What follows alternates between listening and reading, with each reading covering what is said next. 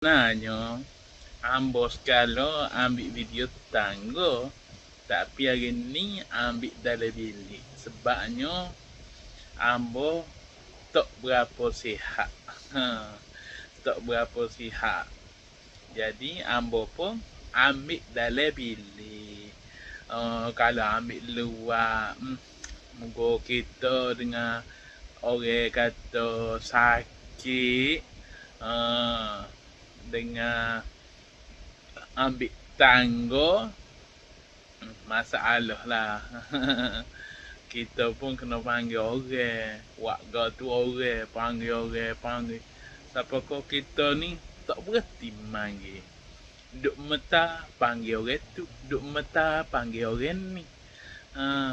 Jadi kita duduk dalam bilik sekali dengan anak akak kita. Jadi kalau kita nak benda kat, kita gerak dia. Dia sebenarnya kerja malas, sebab tu dia tidur pula masa ni. Aduh.